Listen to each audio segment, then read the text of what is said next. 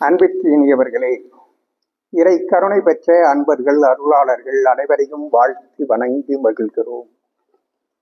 நாம் கடந்த பதிவில் திருப்பூர் அவனாசியிலே ஒரு திருமணத்தில் ஏற்பட்ட சிக்கலினுடைய விளைவாக இளம் பெண் தன்னுடைய வாழ்க்கையினுடைய முடிவை எட்டியிருந்த விஷயங்கள் பற்றி, அது அத்தகைய நிகழ்வுகள் இல்லாமல் அந்த வாழ்க்கை மலர்ச்சி அடைவதற்கு திருமணங்கள் தெய்வீக திருமணங்களாக நடைபெற்றது என்று சொன்னால், இந்த சிக்கல்களிலே இருந்து எல்லாம் விடுபடுவதற்கான வாய்ப்புகள் ஏற்படும் என்று தெரிவித்திருந்தோம்.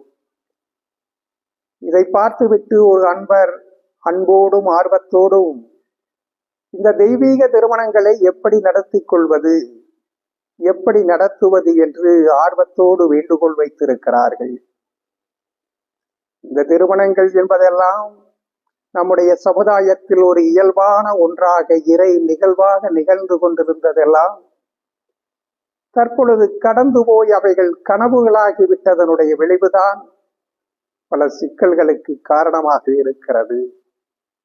மனித வாழ்க்கையின் அனைத்து அம்சங்களும் நம்முடைய வாழ்விலே இறை உணர்வுகளோடு இறை நிகழ்வுகளாகத்தான் நாம் நிகழ்த்தி வந்து கொண்டிருக்கிறோம்.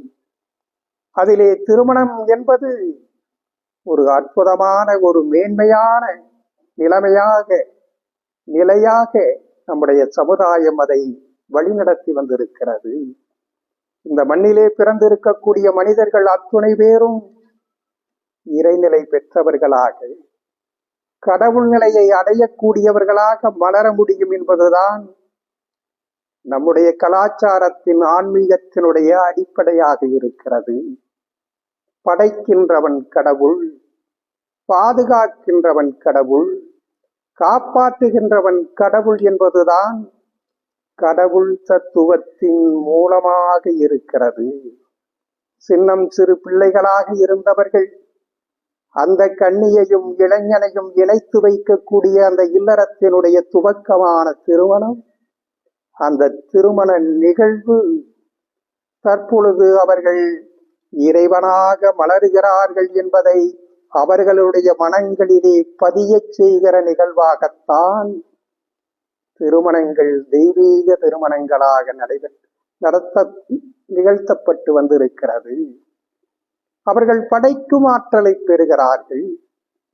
தங்களுடைய குடும்பத்தை பாதுகாக்கின்ற ஆற்றலை பெறுகிறார்கள். தங்களுடைய பெற்றோர்களையும் குடும்பத்தையும் பாதுகாக்கின்ற பொறுப்பினை அவர்கள் ஏற்றுக்கொள்ளுகின்றவர்களாக மலர்கிறார்கள். உற்றார் உறவினர்களை, சுற்றத்தாரையெல்லாம், சக மனிதர்களையெல்லாம் காப்பாற்றுகிற வல்லமையையும் அதற்கான பேர் உணர்வையும் பெற்றவர்களாக மலர்கிறார்கள். அந்த பிள்ளைகள் படைக்கின்ற ஆற்றலை பெற்று பாதுகாக்கின்ற, காப்பாற்றுகிற ஆற்றலிலே மலர்கிற பொழுது அவர்கள் இறைவனாக மலர்கிறார்கள். அவர்கள் இறைநிலை அடைகிறார்கள், கடவுளாக பிரதிபலிக்கிறார்கள். அப்படிப்பட்ட பிரதிபலிப்பை அவர்களினுடைய உள்ளத்திலே பதிய வைத்து அந்த மலர்ச்சியிலே நிகழ்த்தப்படுவதுதான் தெய்வீக திருமணங்கள். இந்த திருமணங்களிலே கடைபிடிக்கக்கூடிய சம்பிரதாயங்கள், சடங்குகள், சீர்கள் எல்லாம் அதற்கான வழிமுறைகளாகத்தான் கடைபிடிக்கப்பட்டு வந்திருக்கிறது.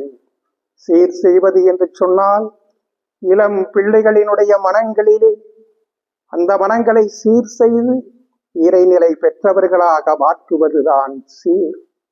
அந்த பெற்றோர்களினுடைய மனங்களிலே எல்லாம் மகத்துவத்தை உருவாக்கி இறைநிலை பெறச் செய்து மாற்றத்தை நிகழ்த்துவதுதான் சீர். அந்த மனங்களை சீர் செய்வதுதான் சீராக இருக்கிறது. அந்த திருமணங்களிலே, அந்த இல்லற வாழ்வின் துவக்கத்திலே, அந்த அற்புத வாழ்விலே, நிகழ்விலே கலந்து கொள்ளக்கூடிய அத்துணை உற்றார் உறவினர்களினுடைய மனங்களிலும் இந்த சமுதாயம் தர்மத்திற்கான சமுதாயமாக நாம் எல்லாம் இணைந்து வாழ்வதற்குத்தான் இங்கே கூடியிருக்கிறோம் என்கிற பேருணர்வை, இறையுணர்வை அவர்களுடைய உள்ளங்களிலே எல்லாம் உதிக்க வைக்கக்கூடிய, அவர்களுடைய மனங்களை எல்லாம் சீர் செய்வதுதான் சீராக நாம் கடைபிடித்து வந்திருக்கிறோம். இப்படி இறை நிகழ்வாக நம்முடைய திருமணங்கள் கடவுளினுடைய பேருண்மையை பதிய செய்யக்கூடிய, கடவுள் நிலையை எட்டக்கூடிய நிகழ்வுகளோடு அது தெய்வீக திருமணங்களாக நடைபெறுகிற பொழுது, அக்னி சாட்சியாக மாங்கல்யம் அணிகின்ற பொழுது தேவர்களும் தெய்வங்களும் வந்து வாழ்த்துகிற பெரும் பேற்றை அவர்கள் பெறுகிறார்கள். இந்த ஐதீகமான பேருண்மை அது நிதர்சனமாக இருக்கிறது. இப்படி இறையர்களோடு நடத்தப்படுகிற அந்த இறை உணர்வோடு கடவுளினுடைய பேருண்மையை அனைவரும் உணர்ந்து அந்த உணர்விலே திளைத்து மலர்ந்து அது தெய்வீக திருமணங்களாக நிகழ்த்தப்படுகிற பொழுது அந்த திருமணங்கள் ஒருபோதும் பொய்ப்பதில்லை. அப்படிப்பட்ட தெய்வீக திருமணங்களை ஏற்றுக்கொள்ளுகிறவர்கள் ஒருபோதும் தவறான பாதையில் பயணிப்பதும் இல்லை.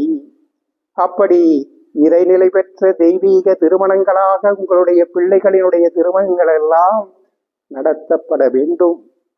அதற்கான வழிகாட்டுதலை பெரியோர்களிடத்திலே, சான்றோர்களிடத்திலே, அருளாளர்களிடத்திலே பெற்று தெய்வீக திருமணங்களாக நிகழ்த்தி கொள்ளுங்கள். அதற்கான வழிகாட்டுதலை நம்முடைய பிரபஞ்ச பீடத்திலும் வழங்கப்படுகிறது. வாய்ப்புள்ளவர்கள் பயன்படுத்தி கொள்ளுங்கள்.